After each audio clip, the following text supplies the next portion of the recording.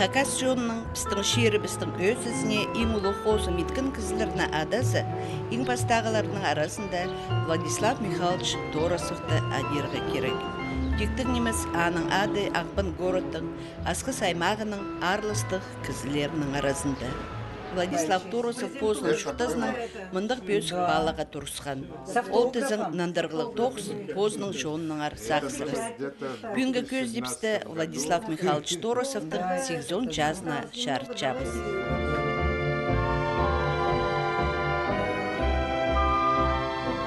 Марта Хакас жоғының ұлығылар шөбінің кнезі, ученый, политик Владислав Михайлович Торосовға 8 час тұлпарды. Аға шарылған ұлық танығылық байырым Кадышевтың адының культура турасында ерткен. Біздің шоның еңпөз ұлғыласына тұрысқан кізіні көрен күнінің алғыстырға Прай район городтардың делегациялар, республиканың Прайда Хакас учреждениелерінің халық біргістерінің аралышылары кейіп барғанар. Үлікін Хакас республиканың гимнінің басталған, аның сөздерін басалған Владислав Торосов.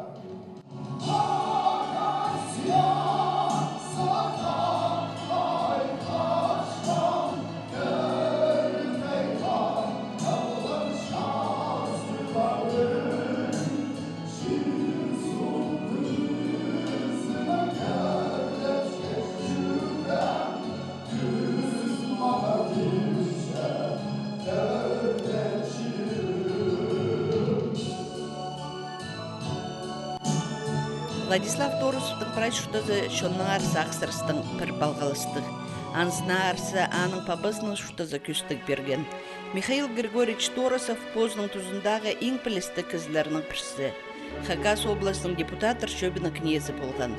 Чехаттық репрессиялар тұзында Хакасина Алынжа Республика идершөрімнің пастығы жүзітіп, проладып, 1938 жылда атыш салған.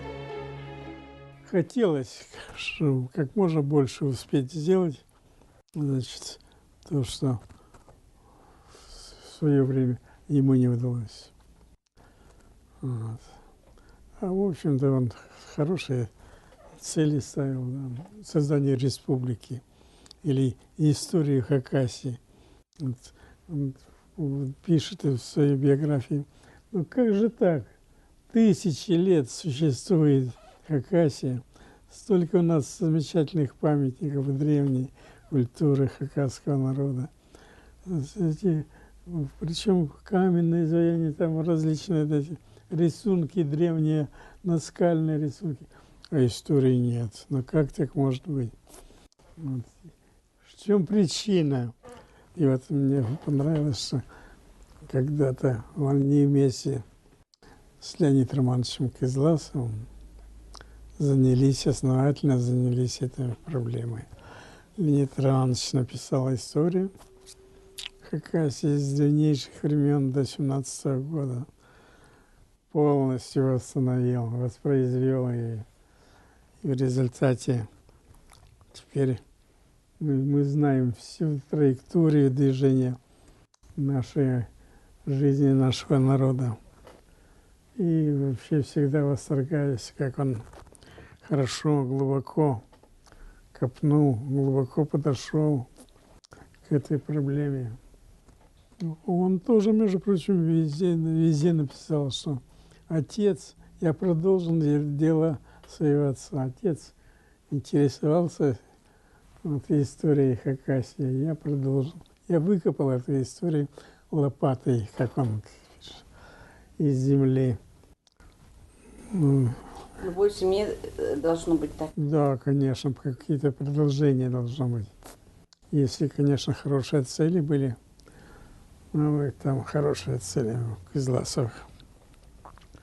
Они очень хорошо дружили еще в студенческие годы. А потом так получилось, что вот мы с семьями жили тоже, когда обе наши семьи показались вот так, в таких тяжелейших положениях, когда отцы были репрессированы, признаны врагами народа. И вот две семьи наши тесно поддерживали контакт друг с другом. И это заботьтесь. Много времени уже прошло. Как-то с Леонидом Романовичем Кизласовым в Москве разговариваем.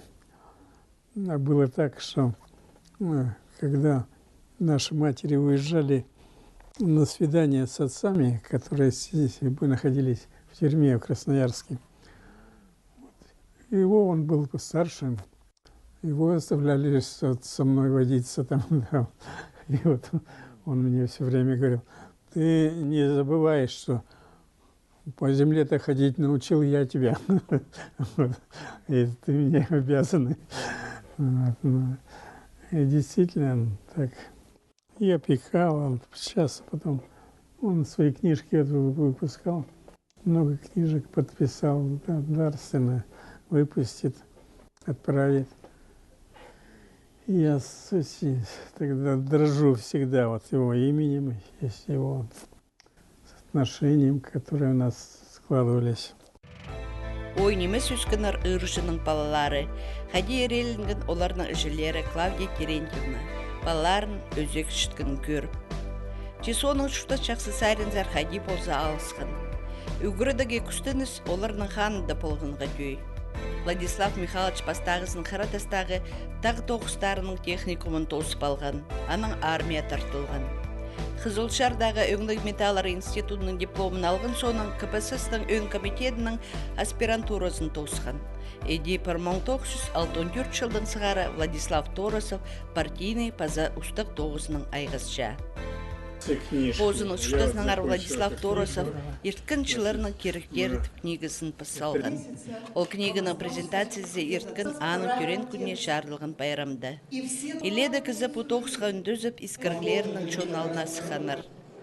Алқыстарын читеріп аның авторын 8 жасының алқыстаныр республика үлгісіндегі кізілер, халық біргістері, район арпастары, орынардағы үлгілер шөптерінің ұстықшылары. 1912 жылдың сығары 86 жылға тері Владислав Михайлович Ағбын городың КПСС горкомының әкінжі хатшысы, соның толдырғылық комитетінің кінесі болған, партия горкомының пастағы хатшысы болып, городың кейлеріне ұлы қозым етсалған. Владислав Михайлович позыда олшыларды олшынға көп тұзалық керек еткін танықтапша.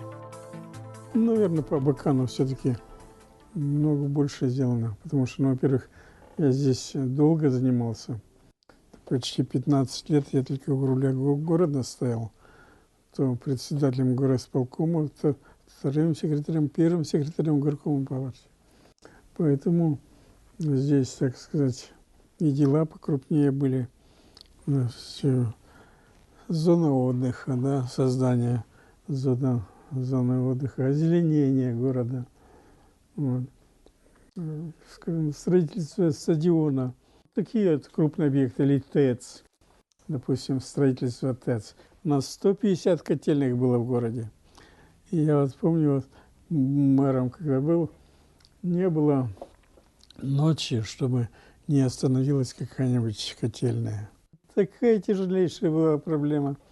И когда вот после Плисова пришел Ильнас Елисеев, тоже секретарь обкома партии, Виктор Васильевич, значит, то есть Евгений Александрович, говорит, надо нам с теплом решать. Нельзя больше так, ну, каждый уже, надо строить ТЭЦ. Есть у нас по плану, по проекту вагонмаша ТЭЦ, и надо форсировать ее. Вот он тогда, молодец, навалился на нее, штабы раскручены были и все прочее.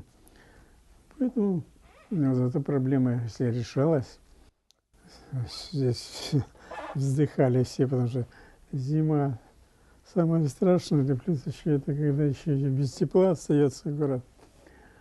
Ну, много таких здесь проблем больных, допустим. Хлебозавод, зарплата низкая, рабочие не держатся. Как ночь, так звонок. На смене нет ни одного человека. Это значит, город на завтра без хлеба останется.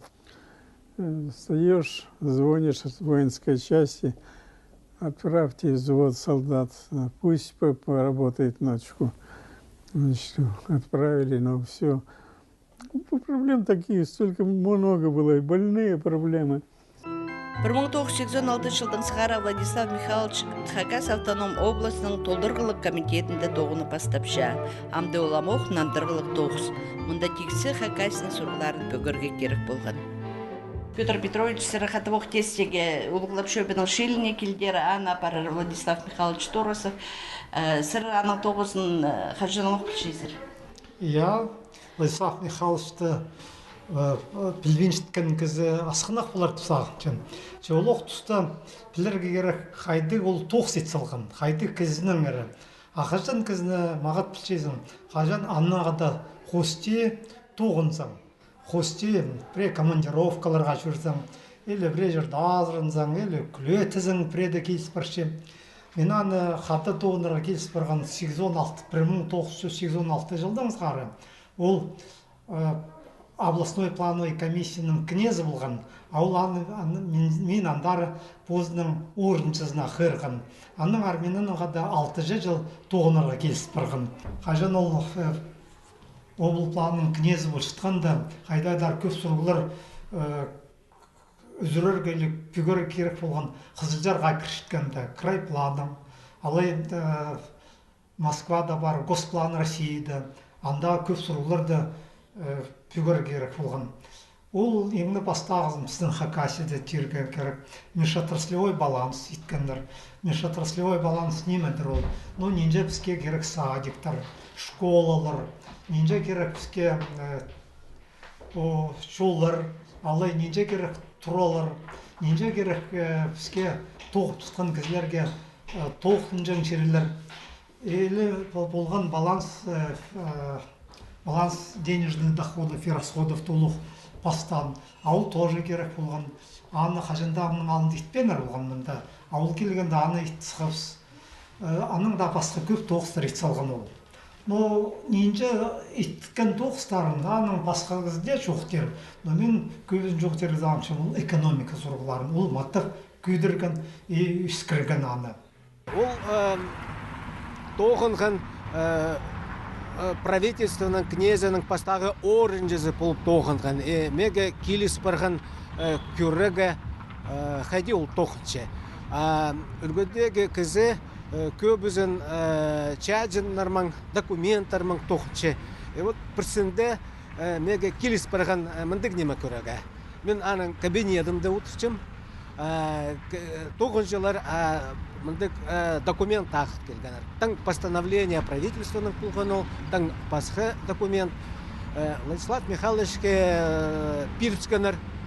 Ол алып болған ол документы күр бодырчы. Күрчем читпестер табылғанында. Пре үлгідегі кізілер, пре пастықтар бастып андық неме тоғасқанда олар қырзын шелер, жетпестеріне көзі тарын шелер. Чемінде мен көргенде Владислав Михайлович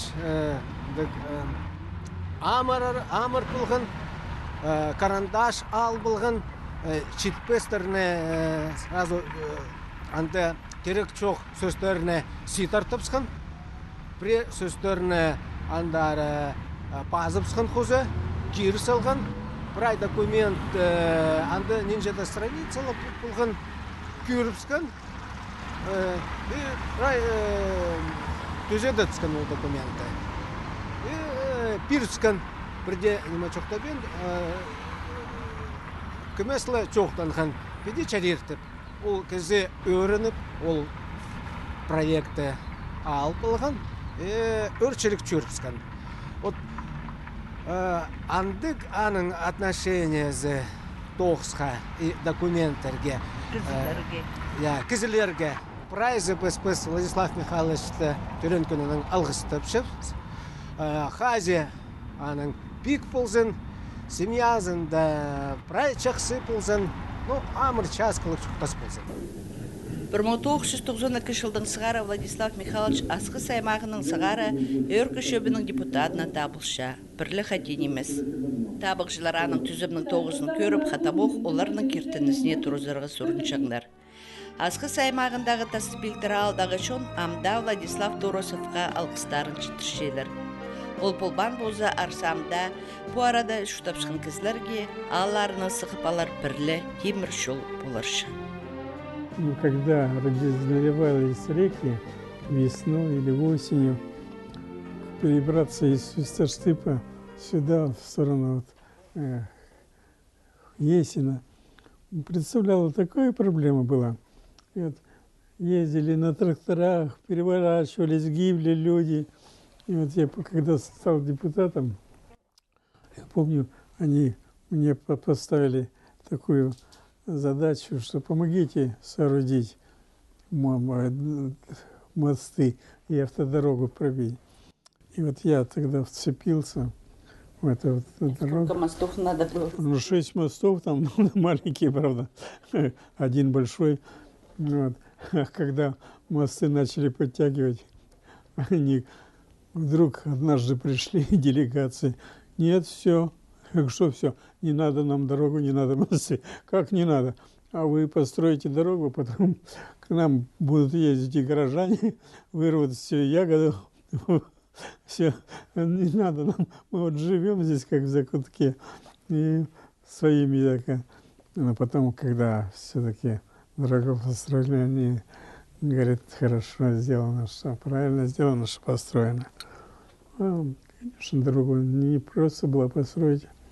Надо было отвлечь какие-то деньги, ресурсы. Поэтому так, ну, когда видишь, что это люди, для людей, что это помогает решить их проблему, это приносит такое удовлетворение. Я вот помню, весна разольется или речушки там Таштып, это никак не добро. И вот однажды, я помню, организовал, железная дорога там проходила, но почему-то ты через переедешь и никак, и они хлеб никак не могли завезти.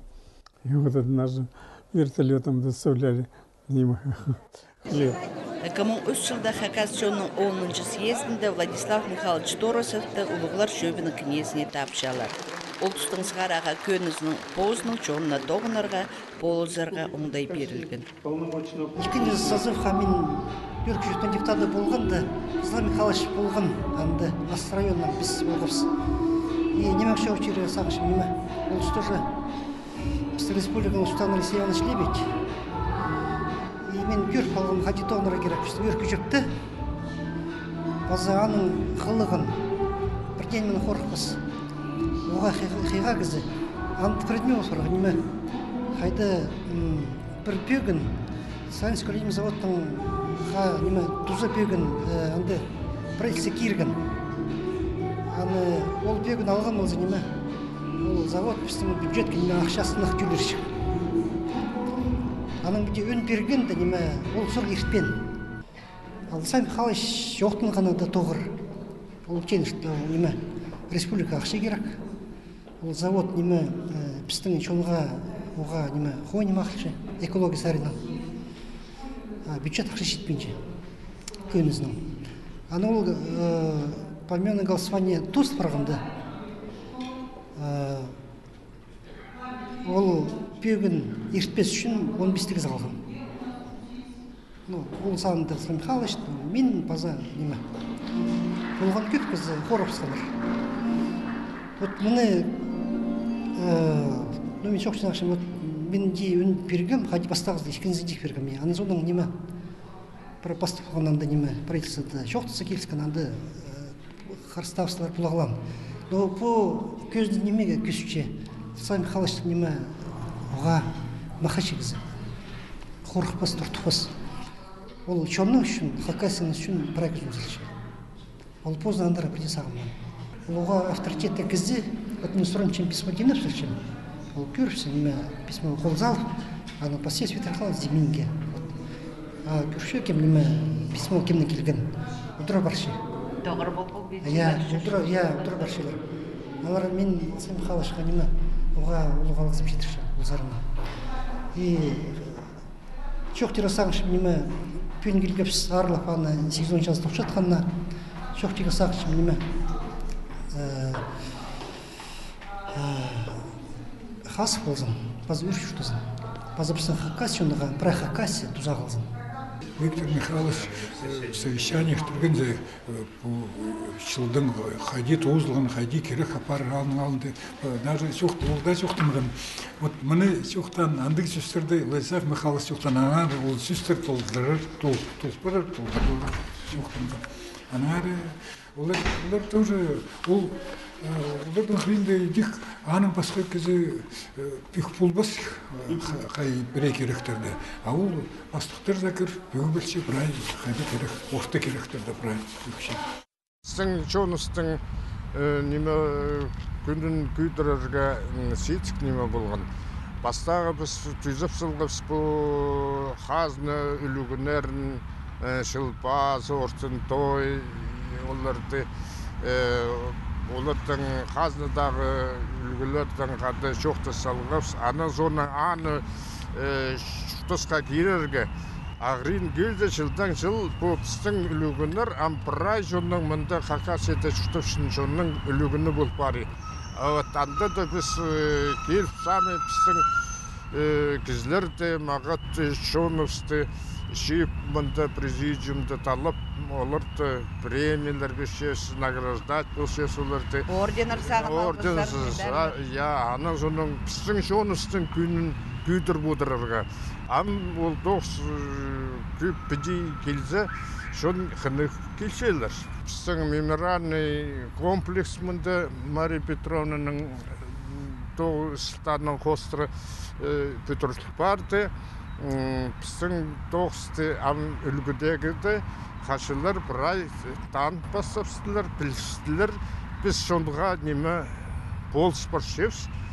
Сақчыз біздің мұның андар алдыра біздің тұштыз на шиіті олар ол доғыздарды апырзы біздің шон боз шиірінді олуғын жүрерлер.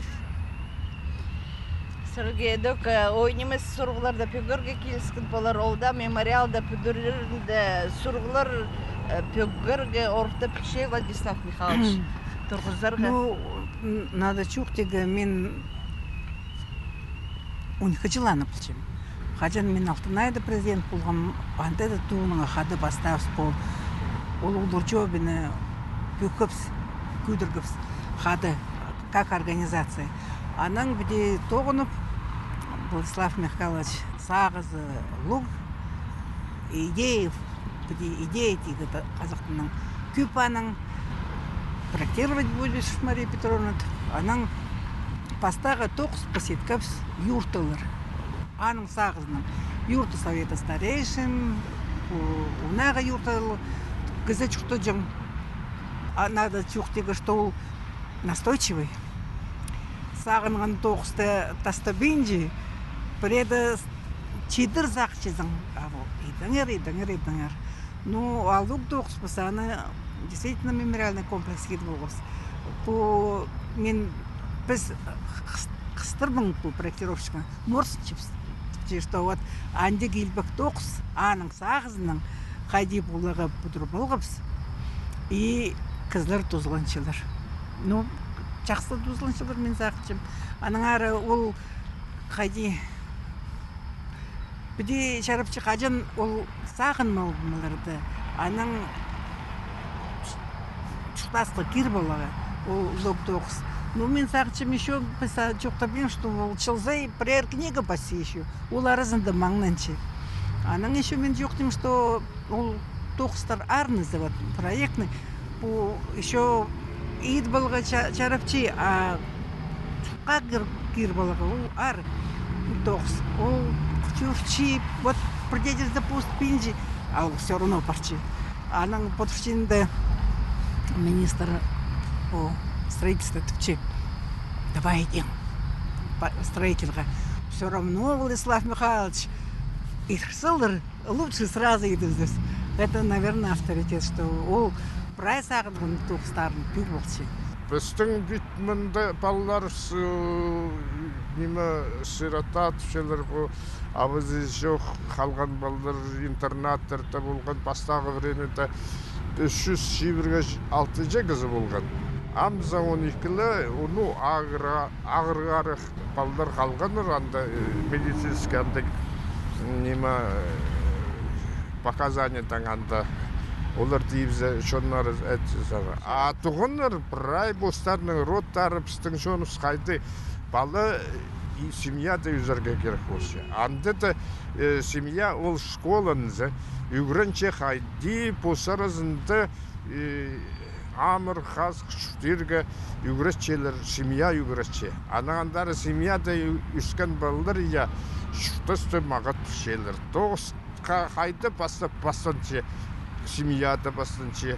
Қажын кезі қайды боларға қыныстық шүтерге семьяда үгірінче. Анағандар ол семьяда по приемный түшендер семьи біздің бірай тоғыныр постарының балаларының бозының ротар интернаттың апарсқандар постарының арасында шүтірчеді. Ол анды кезлерді біз мақтап сыйық бершеміз. Иди, ол тоғыз тоже баршы. Борай біз жоқтан жоқтар, лейділген немелер Владислав Михайлович Божу князь бол, ол немелерді ол тоғызды кізлерге қайтық тоғыз кемнің үткіні бар аға пир жоқтыз, ана ол тоғыз әлде барғанысы. Анды кізі болбан бұзы біз анды күп тоғыз үт бол бұшықсымыз. Хайдақта тоғысты Владислав Михайлович алзы, мен аны шоқтапшан назывер күшіп қостырып білшем. Ол бастағы министрлерінің князь болған біздің республиканың. Біздің областы республика айландырырға ол көп көзін салған. Мен аны прай білшем өр күшіп қостыры. Амия педитоғынып кіргедіксі энциклопедия аның. Кодекс чести хакасов аның. Гимн біздің аның. Амия сағаншам қажын ол күш алша, қажын тұз алша, манын мүнше тоғысты пістің шонны алғадырып, пістің шонны көдіріп, пазарға, темірге, зғарға шон алнына. Көрмедіксі, пістің дар гимнінде мен как депутат өркішіптің білшем, неше шыл, 10 жыл азыр дегенім ақ бол бар, шебірге шыл азыр ат бол бар. Владислав Михайлович қашан білі болғанды, ол сұрғынды түпше қадейді, пістің республика шебір газыры шыл бар, а гимні шоғыл ол керек, аны едібізерге. Алған едібізген. Көрнедіксі, экономика хострые, ол кандидат экономических наук, почетный член ученого совета Хакас университетінің ол. Қажын конкурс болған экономика сұрғыларының пра Россияның. Ол бастағы орын алған. Шехажан керек болған Сочи зарпарарға, түгенеме сыйқаларға. Ол пар болған. Қажын аны, ол сыйықтаға спиргенлер, ол одыршатевше. Андарда пар болған, ол сыйықталарға. Без экономика, в общем, экономика сұрғыларының пособиесі, аның паста орын алған. Прай Россияда. А пүнгі күнге бір экономистер тузаланчалар учебниктардан. Хакас шоның өзісіне ползар көп шарадығына шутосқа кер салған Владислав Торосов. Да, я удовлетворен вот этими делами. Удовлетворен то, что они были полезны для населения, для людей. И там, где пришлось заниматься, засучив рукава, люди потом решались какие-то их проблемы, жизнь улучшалась. Поэтому в целом удовлетворен, конечно. Позның на книгасының халқын жешардығында Владислав Торосов позның пабасын зарайланча. Сен түрен чирігінің сын олғы болғызың. Сенің көп зағыстыр, бөгінір болған, же сенің шүртазыңны өзіпскінір. Мен шүртаз тозы сенің керектеріңні етсаларға, зағыстарың толдырарға күстінгім. Сен ол керектерге шөпсічезіңі.